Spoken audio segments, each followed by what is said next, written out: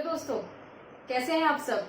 बायोग्राम channel पे आपका एक बार और फिर से स्वागत है। एंड हम लोग नेक्स्ट चैप्टर की शुरुआत करने वाले हैं जिसका नाम है लाइफ प्रोसेसेस पार्ट 1। ओके, इस चैप्टर को 3 हिस्सों में डिवाइड करूंगी, जहां पर फर्स्ट सेक्शन जो रहेगा that will be your introductory part. Second section में हम लोग डिस्कस करने वाले हैं कि एनर्जी फॉर्मेशन किस तरीके से हो रही है, that is glycolysis, Krebs cycle and ETS. And third section में हम लोग डिस्कस करने वाले हैं कि ये सेल साइकिल्स जो चल रही है ये किस बेसिस पे चल रही है, या तो डिवीजन कैसा होता है, that is mitosis and meiosis के कंसर्न में। ओके, तो चलिए शुरुआत करते हैं इंट्रोडक्शन के साथ में कि इंट्रोडक्शन में हमको क्या क्या पॉइंट कवर करने हैं या क्या क्या पैरामीटर्स को ध्यान में रखते हुए ये चैप्टर स्टडी करना है। शुरुआत करते हैं सबसे पहले एस्पेक्ट पे, जो कि लाइफ प्रोसेसेस। लिविंग ऑर्गेनिज्म में अगर ग्रोथ होती है, ठीक है, तो हम कहते हैं कि ऑर्गेनिज्म लिविंग है, राइट। किसी भी ऑर्गेनिज्म को लिविंग कहने का मतलब क्या है कि उसके बॉडी में कहीं ना कहीं पे ग्रोथ हो रही होगी, इसीलिए उसको कहा जाता है कि growth is the first parameter, जहां पर हम लोग डिस्कस करते हैं कि ऑर्गेनिज्म इज लिविंग। ओके ना, लिविंग ऑर्गेनिज्म में ग्रोथ कही जाती है, बट क्या नॉन लिविंग ऑब्जेक्ट्स भी ग्रोथ शो करते हैं? क्या नॉन लिविंग ऑब्जेक्ट्स भी ग्रोथ शो करते हैं? अब एक क्वेश्चन मार्क, लिविंग ऑर्गेनिज्म क्या ग्रोथ शो करते हैं? यस, लिविंग ऑर्गेनिज्म भी, नॉन लिविंग ऑर्गेनिज्म भी ग्रोथ शो करते हैं। एग्जांपल ले लीजिए छोटा सा माउंटेन्स का। ओके, हर साल कंटिन्यूअसली कहीं ना कहीं पे माउंटेन्स की हाइट बढ़ते हुए जा रही है। सो क्या हम इसको नहीं बोल सकते कि ये ग्रोथ हो रही है ना। सॉइल सरफेस हर साल बढ़ता हुआ जा रहा है। आपका मान लीजिए अगर घर बना होगा करीब 10-15 साल पहले, तो वो जो अकॉर्डिंगली अभी जो न्यू कंस्ट्रक्शन चल रहा है या जो सॉइल के लेवल की बात कर रहे हैं, वो नीचे जा रहा है या ऊपर आ रहा है? वो ऊपर आ रहा है, आपका घर और नीचे जा रहा है ना। सो कहीं ना कहीं पे ग्रोथ हो रही है। सो इस तरीके से नॉन लिविंग ऑब्जेक्ट्स के ऊपर में भी ग्रोथ होती है, एंड दैट कंटेंट और that process is called as accretion. Accretion उसको कहा जाता है जो कि नॉन लिविंग ऑब्जेक्ट्स में ग्रोथ होती है, उस प्रोसेस को। वाइल नेक्स्ट मूविंग टूवर्ड्स, अगर ऑर्गेनिज्म जिंदा है तो वो रेस्पायर जरूर करता होगा, राइट। अगर ऑर्गेनिज्म जिंदा है तो वो रेस्पायर जरूर करता होगा। और रेस्पिरेशन को हम लोग स्टडी करेंगे 2 सेक्शन में, दैट इज प्लांट में भी रेस्पिरेशन हो रही है और एनिमल में भी रेस्पिरेशन हो रही है, राइट ना। प्लांट में रेस्पिरेशन अगर होती है तो वो किस एरिया से या किस पोर्शन से हो रही है? सो वो portion is nothing but stomata. Stomata से क्या हो रहा है? एयर का inhalation and exhalation. So air क्या होती है? दैट इज कार्बन डाइऑक्साइड का inhalation and exhalation of oxygen जो कि एनवायरमेंट में जाता है, ये प्रोसेस कहलाती है प्लांट रेस्पिरेशन की। वाइल एनिमल रेस्पिरेशन की बात करें तो एनिमल रेस्पिरेशन अगेन 2 टाइप में क्लासिफाई हो जाता है, that is aerobic respiration and anaerobic respiration, right. So animal में हम लोग डिस्कस करते हैं कि एरोबिक रेस्पिरेशन और एनाएरोबिक रेस्पिरेशन क्या होती है। एरोबिक रेस्पिरेशन को अगर डिस्कस करेंगे तो एरोबिक रेस्पिरेशन आपके सिलेबस में दी हुई है, जहां पर हम शुरू करने वाले हैं कि ग्लाइकोलिसिस, क्रेब्स साइकिल और ईटीएस, दैट इज रेस्पिरेशन की प्रोसेस के थ्रू जब ऑक्सीजन बॉडी के अंदर एंटर हो रहा है, तो एंटर होने के बाद में उसमें क्या प्रोसेसेस हो रही है। सो एंटर होने के बाद में वहां पर क्या कंडीशन हो रही है कि वो जा रहा है माइटोकॉन्ड्रिया के पास में, उसको बाइंड करके लेके जाने वाला कौन है? आरबीसी। तो वो उसको बाइंड करके लेके जा रहा है एंड उसमें ये रेस्पिरेशन की प्रोसेस हो रही है, then it is called as aerobic respiration. While anaerobic respiration that means lower organism, जितने भी लोअर ऑर्गेनिज्म होते हैं इनमें एनाएरोबिक रेस्पिरेशन की प्रोसेस होती है, जहां पे half of the molecule of oxygen is utilized, ठीक है। वाइल इसी के साथ साथ एक और स्टेप आ जाता है रेस्पिरेशन का, जहां पर हम ऑर्गेनिज्म में एरोबिक ऑर्गेनिज्म की बात करते हैं तो प्रोसेस में आ जाते हैं, दैट इज नॉस्ट्रल्स के थ्रू एंटर करेगी एयर, जो कि जाएगी ट्रकिया के पास में, and then it is switch over towards the heart so that working action होना शुरू हो जाए। सो ये सारी चीजें जो है ये पैरामीटर आ जाता है रेस्पिरेशन के अंडर में। इतना डिटेल आपको दिया हुआ नहीं है, तो चलिए कोई बात नहीं, हम लोग अब मूव करते हैं मेटाबॉलिज्म की तरफ में कि मेटाबॉलिज्म क्या होता है। अगर मेटाबॉलिज्म को डिस्कस करूं तो मेटाबॉलिज्म भी क्लासिफाई होता है into two categories as catabolism and anabolism. Now catabolism क्या है? कैटाबॉलिज्म मतलब होता है कॉम्प्लेक्स फूड का conversion into simple form, while anabolism होता है सिंपल फूड का कन्वर्शन इनटू कॉम्प्लेक्स फॉर्म। हम जो खाना खाते हैं वो हम कॉम्प्लेक्स खाते हैं, ठीक है, और उसका कन्वर्शन होता है सिंपल में। सो कार्बोहाइड्रेट का सिंपल क्या है या सिंपल यूनिट क्या है? सो कार्बोहाइड्रेट का सिंपल यूनिट ग्लूकोज है। तो हम जो फूड खा रहे हैं, हम रोटी खा रहे हैं, चावल खा रहे हैं, ये सब क्या है? ये कॉम्प्लेक्स फूड है दैट विल बी डिग्रेडेड, जो कि कैटाबॉलिज्म की प्रोसेस होगी जहां पे कॉम्प्लेक्स फूड का कन्वर्शन होगा सिंपल में, जो कि सिंपल ग्लूकोज है। वाइल एनाबॉलिज्म में क्या होता है?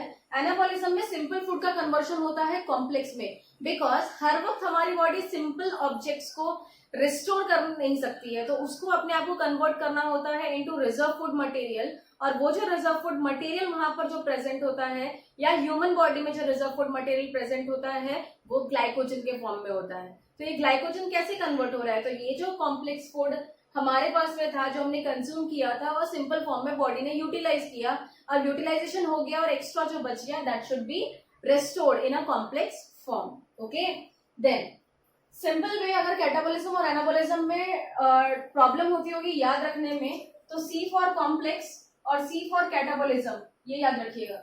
जहां कैटाबॉलिज्म लिखोगे वहां सबसे पहले लिख देना कॉम्प्लेक्स का कन्वर्शन सिंपल में हो रहा है। एनाबॉलिज्म मतलब क्या हुआ? सिंपल का फूड का कन्वर्शन कॉम्प्लेक्स। अगर एक याद है तो दूसरा तो ऑटोमेटिकली याद हो जाएगा, right. Now moving towards nutrition. Nutrition हमारे पास में 3 टाइप के हैं। ओके, न्यूट्रिशन जो है वो 3 पैरामीटर पे डिस्कस होता है, दैट इज ऑटोट्रॉफिक न्यूट्रिशन या autotrophic mode of nutrition, heterotrophic mode of nutrition, and इसके साथ साथ हम लोग डिस्कस करते हैं सैप्रोफिटिक मोड ऑफ न्यूट्रिशन, जो कि फंजाई में डिस्कस की जाती है। एंड आपने विटिकर क्लासिफिकेशन सिस्टम डिस्कस किया होगा, जो कि 5 किंगडम सिस्टम है, जहां पर मल्टी सेलुलर ऑर्गेनिज्म को डिवाइड किया है into Plantae, Animalia and Fungi. Okay, so ये 3 ग्रुप में डिवाइड हो जाते हैं। ऑटोट्रॉफिक मोड ऑफ न्यूट्रिशन वाले ऑर्गेनिज्म का मतलब क्या होता है? जो कि अपना फूड खुद सिंथेसाइज कर सकते हैं, उनको ऑटोट्रॉफ कहा जाता है। मैक्सिमली सभी एग्जांपल्स इसके कौन है? प्लांट्स है। While heterotrophic mode of nutrition मतलब क्या होता है?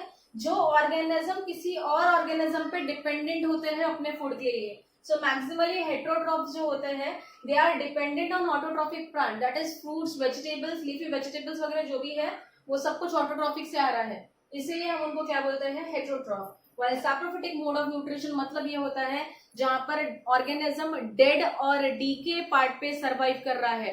डेड और डीके पार्ट पे सरवाइव करना मतलब क्या हुआ? जो कि प्लांट पार्ट जिसमें ऑर्गेनिक मैटर बहुत ज्यादा है, ऐसे सब्सटेंसेस पे प्लांट्स जो होते हैं या जो फंजाई होते हैं, प्लांट पार्ट पे फंजाई जो होते हैं वो ग्रो करते हैं, एंड यहाँ से किसका एब्जॉर्प्शन करते हैं? तो जो सेल्यूलोज होता है वो सेल्यूलोज को एब्जॉर्ब करते हैं, जो कि सिर्फ और सिर्फ प्लांट पार्ट में ही मिलता है।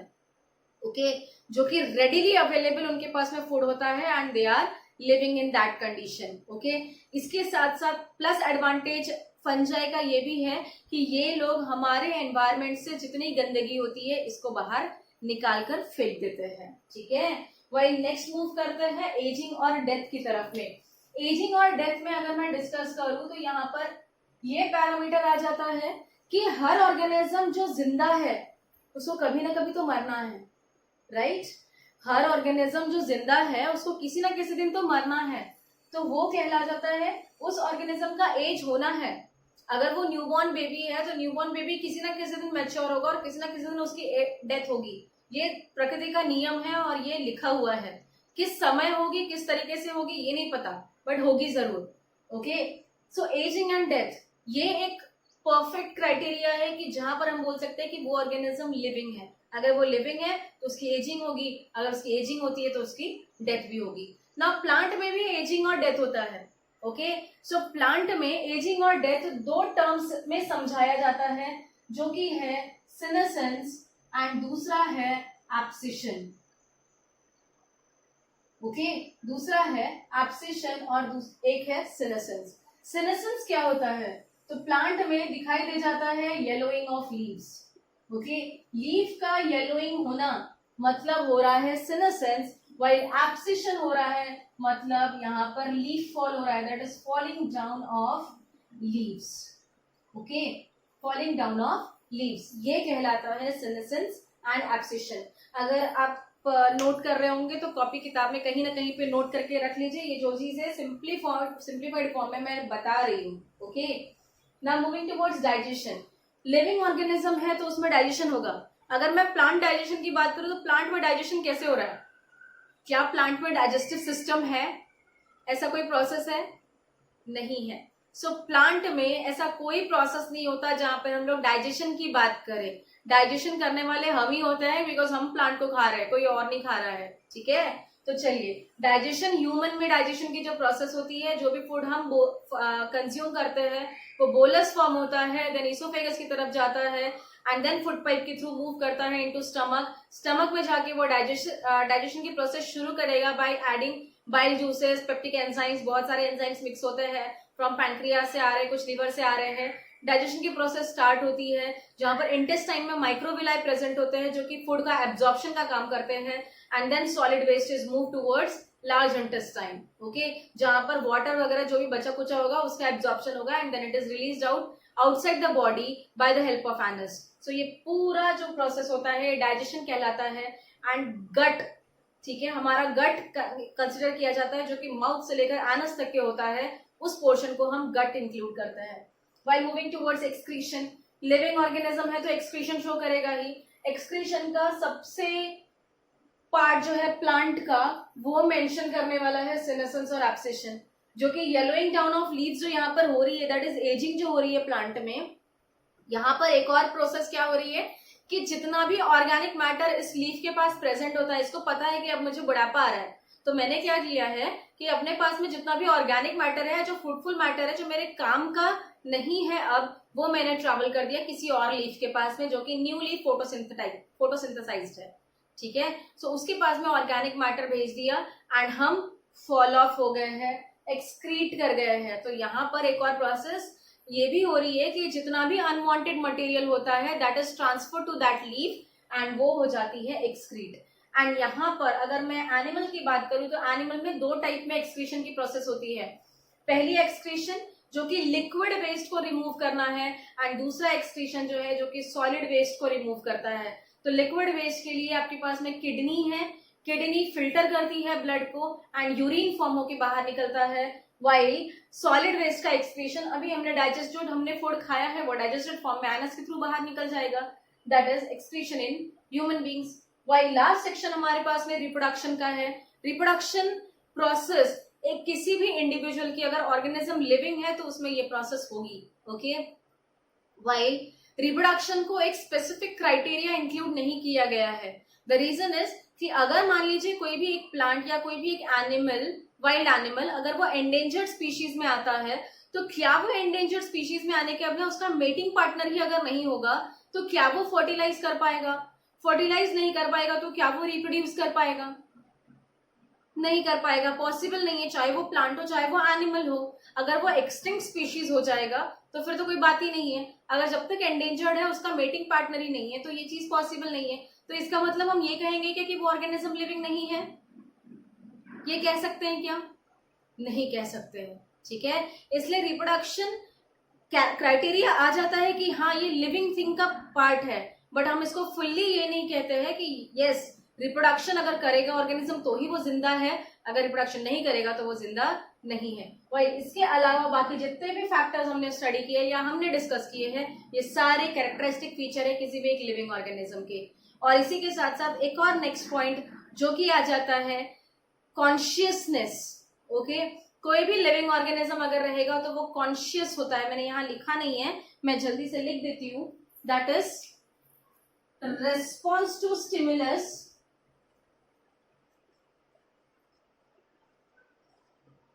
एंड इसी के साथ साथ लिख देती हूँ कॉन्शियसनेस। किसी भी एक चीज को रेस्पॉन्ड करना ये भी एक फीचर है लिविंग ऑर्गेनिज्म का। प्लांट भी रेस्पॉन्ड करते हैं, एनिमल भी रेस्पॉन्ड करते हैं, और कॉन्शियस वही होता है जो रेस्पॉन्ड करता है चीजों को। सो कॉन्शियसनेस और रेस्पॉन्स टू स्टिमुलस में डिफरेंस ये है कि हम कोई भी फॉरेन पार्टिकल को रेस्पॉन्स अगर शो कर रहे हैं तो वो रेस्पॉन्सिवनेस हो गया। वाइल कॉन्शियसनेस की बात करें तो कॉन्शियसनेस जो है वो माइंड से चलता है, ठीक है। जो हमारा दिमाग है ये किस तरीके से एक्सप्रेशन शो करने वाला है या किस तरीके से काम करने वाला है, ये चीज हम लोग अपने दिमाग से लेते हैं, ठीक है। सो ये बहुत माइन्यूट डिफरेंस है रेस्पॉन्स टू स्टिमुलस और कॉन्शियसनेस में। So with this we have finished introduction of life processes part 1। इसके बाद में नेक्स्ट वीडियो में हम लोग डिस्कस करने वाले हैं कि किस तरीके से एरोबिक रेस्पिरेशन जो है ये होने वाला है, किस तरीके से इनकी प्रोसेसेस होती है, ग्लाइकोलिसिस क्या होता है, क्रेब्स साइकिल क्या होता है, ईटीएस क्या होता है, इनमें स्पेसिफिक कुछ साइंटिफिक टर्म्स है। ये सारा कॉन्सेप्ट जो रहेगा वो हम इस नेक्स्ट वीडियो में डिस्कस करने वाले हैं। टिल देन लाइक और सब्सक्राइब करना बिल्कुल भी ना भूलें मेरे चैनल को, और अपने प्यारे प्यारे व्यूज और कमेंट जरूर देते चलिए।